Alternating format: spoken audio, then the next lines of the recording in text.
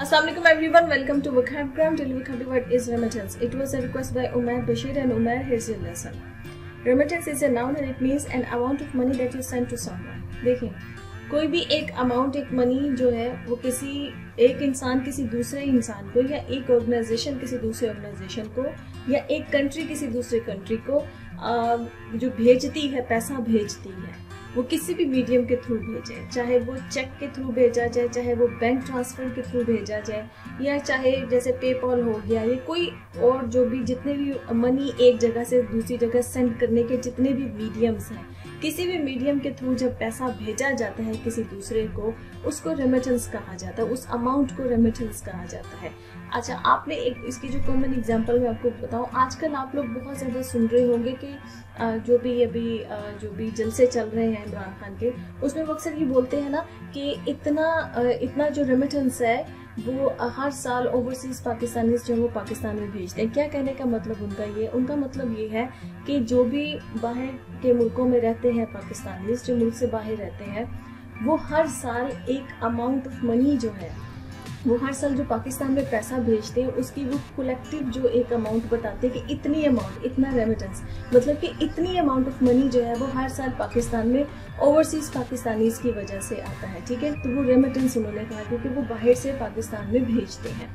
इसी तरह से जैसे आपकी जितनी भी ऑनलाइन पेमेंट्स होती हैं, जो भी आप बिल्स वगैरह जो पे करते हैं, ठीक है, वो भी रेमिटेंस कहलाएगा। जैसे कि आपने किसी वेबसाइट के ऊपर अगर जाकर आपने शॉपिंग की है, अब शॉपिंग आपने 3, 4, 5 जितनी भी चीज़ें वहाँ से खरीदी हैं, अब आप जो उनको उस वेबसाइट को पेमेंट कर रहे हैं वो भी आपका रेमिटेंस है। ठीक है, तो कोई भी अमाउंट जो आप भेज रहे हैं किसी दूसरे इंसान को या किसी ऑर्गेनाइजेशन को या किसी भी जगह पे, जैसे आपकी कुछ चीज़ें जो आप इस्तेमाल करते हैं उनकी जो पेमेंट्स, उनकी जो बिल्स भेजे जाते हैं, वो बिल्स भी रेमिटेंस कहलाते हैं। ठीक है, तो जो भी अमाउंट आप भेजते हैं किसी दूसरे इंसान को या किसी दूसरे ऑर्गेनाइजेशन को भेजते हैं वो रेमिटेंस कहलाता है। आई होप कि आपको रेमिटेंस का मतलब समझ में आ गया। ऐसे सम एग्जांपल्स।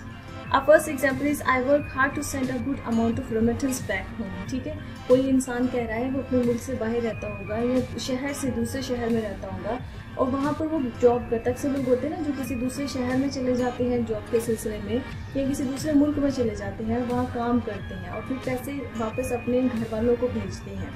ठीक है, तो वो ये कह रहे हैं कि मैं यहाँ पर इतनी मेहनत कर रहा हूँ ताकि मैं एक अच्छी जो एक अमाउंट है, एक अच्छी अमाउंट ऑफ रेमिटेंस जो है, मतलब एक अच्छा जो पैसा है वो मैं वापस अपने घर भेज सकूँ, अपने घर वालों को भेज सकूँ। ठीक है,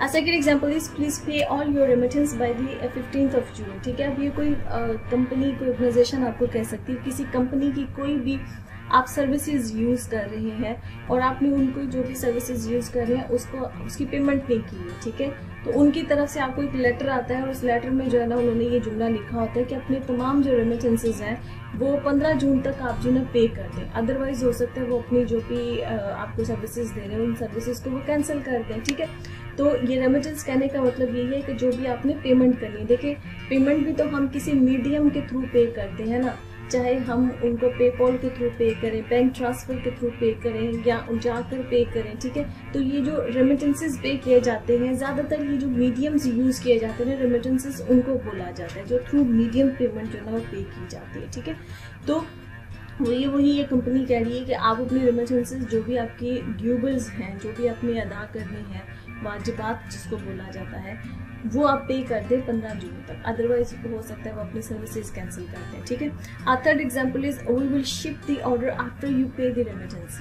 कि आपने किसी वेबसाइट के ऊपर कोई शॉपिंग की, ठीक है, अब जब आपने शॉपिंग की तो वो शॉपिंग करने के बाद वो नीचे एक लाइन लिखी हुई आ जाती है कि जब आप मतलब अपनी रेमिटेंस पे करेंगे, मतलब कि जो भी आपने शॉपिंग की है इसकी जो भी पेमेंट टोटल बनती है ये जब आप पे कर देंगे उसके बाद हम आपका ऑर्डर जो है वो शिप करेंगे ताकि वो आपको मिल सके। ठीक है, तो पहले वो कुछ वेबसाइट्स की होती है कि वो कैश ऑन डिलीवरी जो है ना वो नहीं ऑफर करते, तो वो क्या कहते हैं कि पहले आप पेमेंट करें देन हम आपको आपका ऑर्डर जो है वो शिप करेंगे। ठीक है, okay guys, lesson has come to the end. I hope this lesson was useful for you. If you like this lesson, kindly subscribe to my channel, share this video. I'll see you next lesson. Allah Hafiz.